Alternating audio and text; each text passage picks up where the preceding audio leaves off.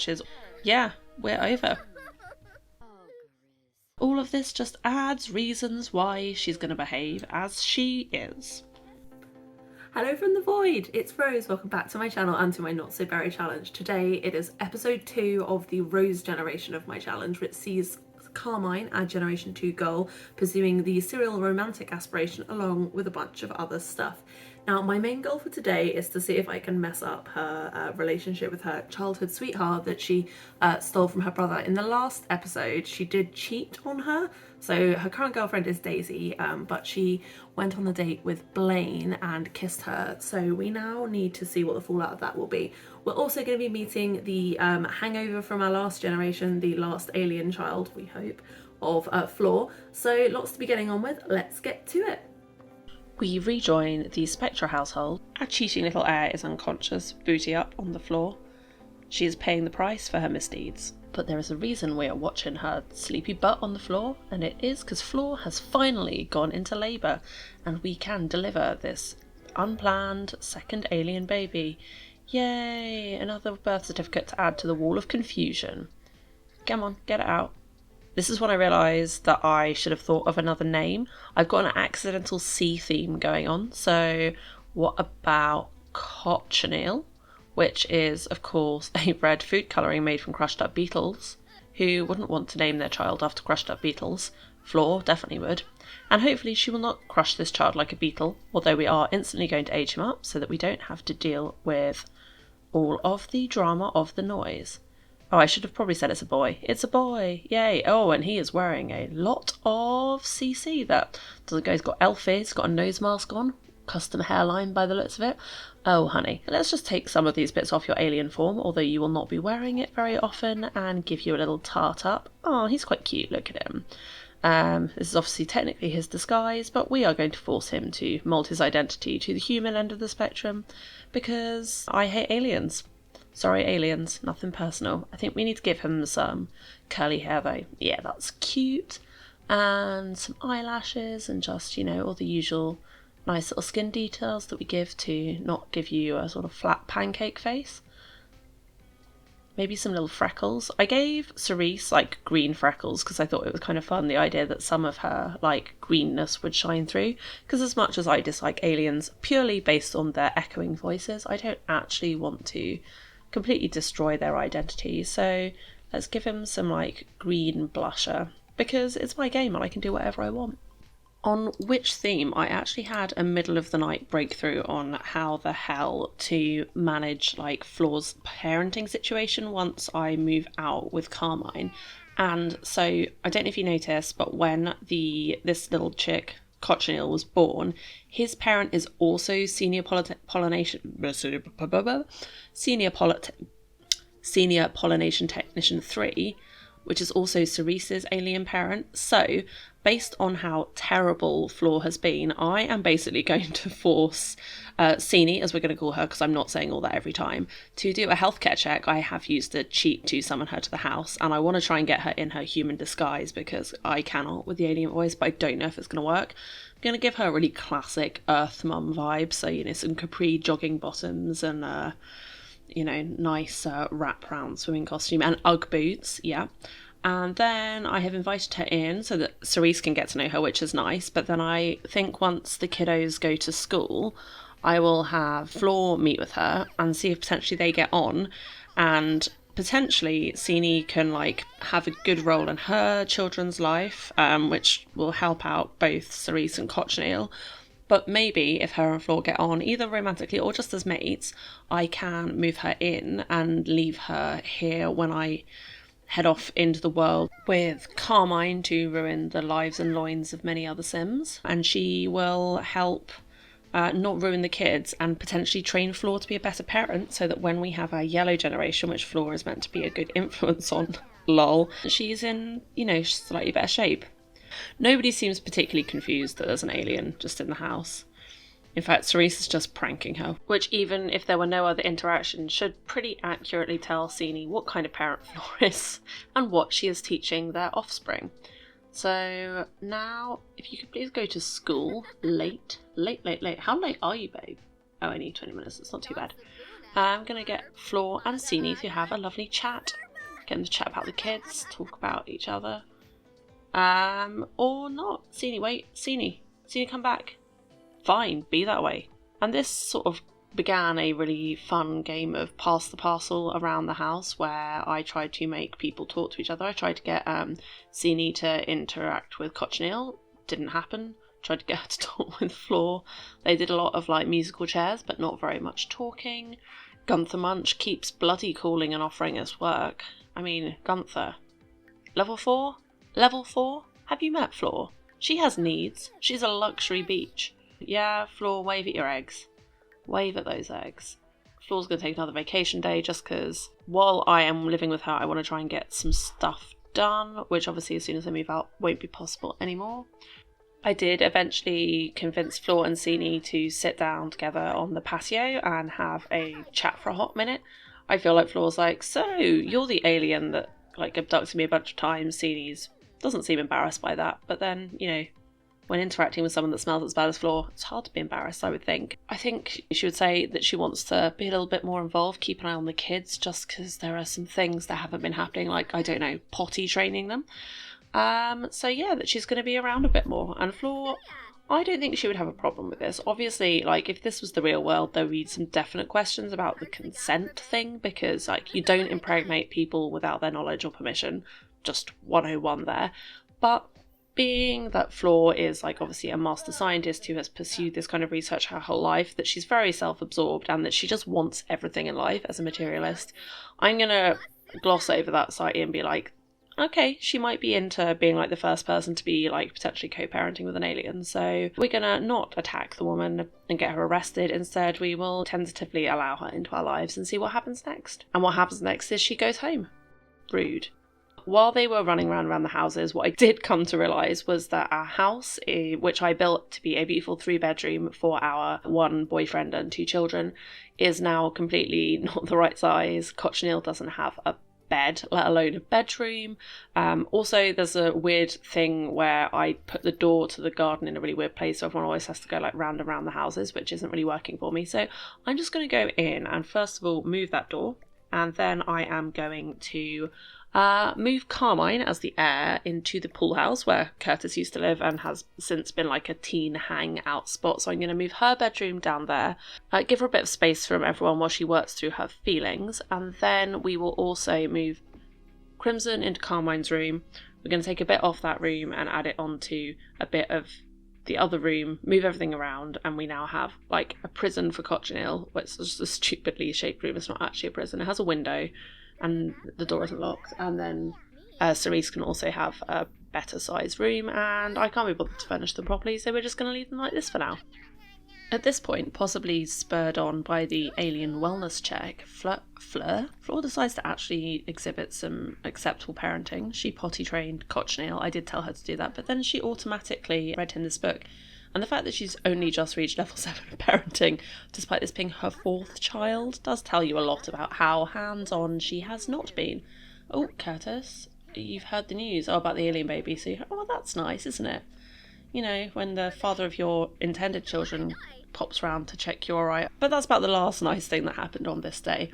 I have had to re-record the narrative part of this so many times because this entire evening was a total shit show. And we are about to dive into why. Starting out with the reappearance of Kiyoshi, the teenager that used to visit us all the time when we first started out, who is now a young adult, but like, we don't know you still, mate. Carmine came home from school and went straight to bed because she is in a terrible mood. To add complication to the mix, Carmine brought Blaine home from school autonomously, and then Daisy showed up at the front door. So we have all of the romantic interests in the house. So I started out by having Crimson go see Daisy. He's feeling super embarrassed, and my reason for this is that basically he knows his sister cheated on Daisy, and Daisy is his best friend from childhood. He is super protective of her, and let's be honest, if you're anything like me, you've secretly felt very betrayed that Daisy and Carmine have been together and not Crimson and Daisy, who just are very cute. Despite Flore's determined interference, I decided the twins age up on Sunday. It's currently Wednesday. I basically made the decision that if I wanted Crimson and Daisy to end up together, this was as good a moment as any. Like, yeah, it's a bit soon. Like, technically, Daisy and Carmine haven't broken up. They all know it's over. I figured like Crimson would come out and he'd be like, you know, I feel awful about how Carmine's treated you and just want you to know that I'm here for you. We're BFFs. I have had, until this point, Carmine and Crimson have been BFFs. So Crimson is just like, look, ultimately you're the person who has been like wronged in this situation. So I feel like if I have to pick a side, I guess I'm on your side. And, you know, I just really care about you. So then I figured, why not really mess things up? So I used Master Controller, which enables me to make Daisy do stuff to get her to give Crimson a little kiss. I couldn't do first kiss because like obviously they don't have romance, but you can do the mistletoe one, which is a cute interaction. So despite the fact it's seasonally inappropriate, I did get Daisy to just lay a little kiss on Crimson. And at this point, yeah, technically her and Carmine should have broken up by this point, but I feel like she's just like, it means everything to hear you say this. Now, outside, Carmine and Blaine are actually not getting on. They are losing relationship hand over fist, not quite sure why. I also forgot to put Carmine's desk in her room, which was dumb. So then I also used the cheat to basically, Carmine, I don't feel like has the balls at this stage to admit she's done anything wrong. So I decided to have Daisy, now she knows where Crimson stands, and that by breaking up with Carmine, she's not going to lose her best friend as well as her girlfriend, to have the courage to just walk straight into the situation, which is awkward, and say, yeah, we're over. Carmine is, oh no, devastated, but you know, she must have seen that coming, and doing it in front of Blaine feels kind of appropriate. She's got a lot of emotions going on, dumped, end of relationships, but overall she's actually still feeling inspired, if exhausted. So I guess that's where we're at. And having walked through Daisy's head, what are you doing? Where are you off to? Oh, you've asked Blaine to push you on the swing. I guess that's cute. Just like to distract you from what just happened and the reasons for it. I feel like Carmine and Crimson haven't like chatted in a while, so while Carmine probably kind of knows that he's involved, I don't feel like she's necessarily grappled with it yet. Anyway, they are outside having a swoosh, and inside our former teen stalker is doing some cleaning. Carmine, despite being in like a good mood, is so exhausted. She's going back to try and talk to Daisy about how devastated you are. But that's improved your friendship. I guess maybe they're having a healthy conversation about how their romantic relationship's been over for ages, and yeah, they both should have ended it sooner and not gone around kissing other people. But I do feel like Carmine still holds Daisy equally responsible, which is definitely not accurate. And also perhaps thought she was going to get more catharsis out of crying on Daisy's shoulder, when in reality she's finally feeling sad about the situation, and that is normal and human. Even if you messed it up, you can still feel sad about it. And how is that going to play out in your serial romantic ways? Not well, I imagine.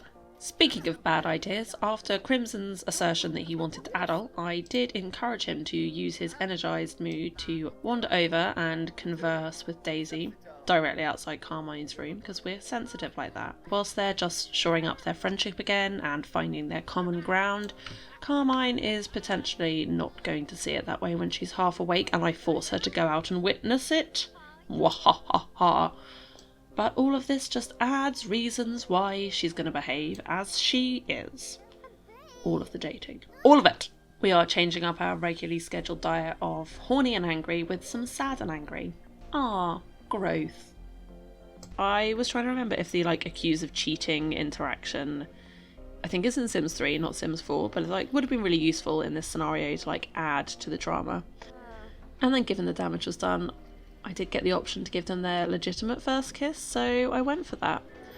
And I feel like this is definitely a real turning point for Carmine, because up until this point she's got away with not really choosing, with having her cake and eating it, and no one's really challenged that. But now Crimson and Daisy have chosen each other in a way that excludes her. It's definitely going to affect the dynamics of all of her relationships. And I think she'll find when she comes to look for what Daisy gave her, which was acceptance without any real conditions, Blaine is not quite the same sort of person. And the realisation of that cruel truth has come to fruition very quickly, with Carmine trying to flirt with Daisy like she would have done back in the day, and Daisy just straight up shutting her down, as is her right. Thus begins a series of terrible interactions where they basically just yell at each other. Carmine tries to trash Crimson, and ultimately, to end the evening on a real sweet bouquet of humiliation, Carmine face plants the floor and passes out in front of her recent ex, who is now Loki, well, not even Loki, hooking up with her brother. Cute. I'm going to slightly fast forward through the night where nothing in particular happened other than dysfunctional sleep schedules, and jump to the morning where we have woken up angry. Just angry, not sad and angry, so that's nice, I guess. And it takes about 10 to 15 seconds of sitting with Carmine's impossible ass at the table for her siblings to nope the hell out of that situation. After everyone's at school, we have Flore once again deciding to actually do some parenting, which is good timing because we are about to invite over Sini, who will hopefully spend some time getting to know Flore. They're friends now, hug hug. And also her son. Doesn't last very long though. While Sini plays at our computer and Cochineal does who knows what, Flore decides to make some mac and cheese, and in doing so maxes her cooking skill, and Daisy's checking in on Crimson because they are cutie patooties. Everything is fine, everything is normal. Everything is not normal. Look at the faces of these children who have just got back from school. I mean, dazed, sad, tense. This is not a happy little group of soldiers. Look at them. Don't even know what's going on with Cerese's face, but it's a mess. And Blaine has come back, and Marigold also. Marigold came back with Crimson actually. Carmine's taken the opportunity to cry a little bit to Blaine, who says, "You two broke up? I thought you would be together forever." Well, that's concerning considering you're also dating Carmine. I feel like Carmine would probably pick up on that. Despite her depression, she's like, but we're together now. Like, why would you date me if you thought Daisy and I were always going to be together?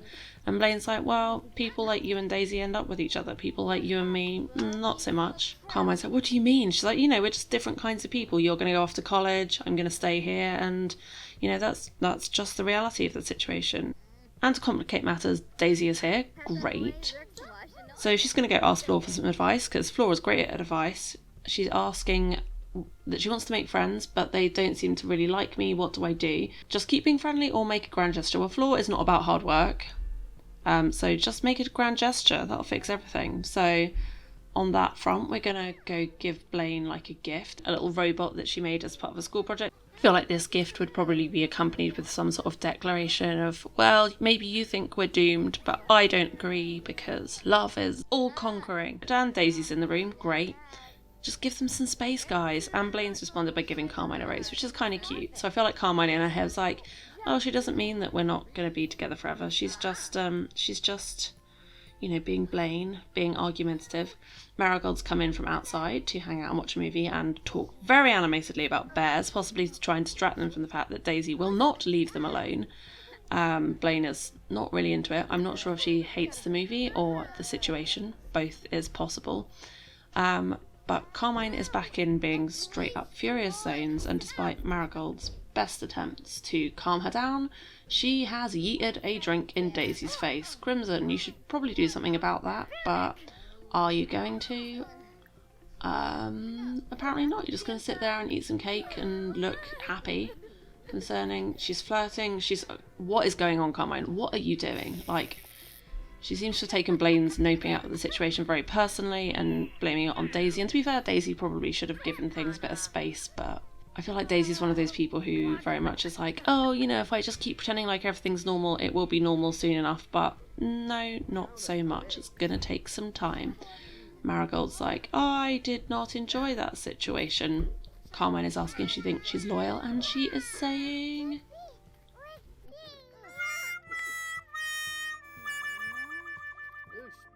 no. Well, that's fair. It's good to have friends that tell you the truth and siblings that trash the rug. And I think that's as bad a place as any to leave this episode, with Carmine sleeping once again in an inappropriate place and dreaming of everything she has done wrong.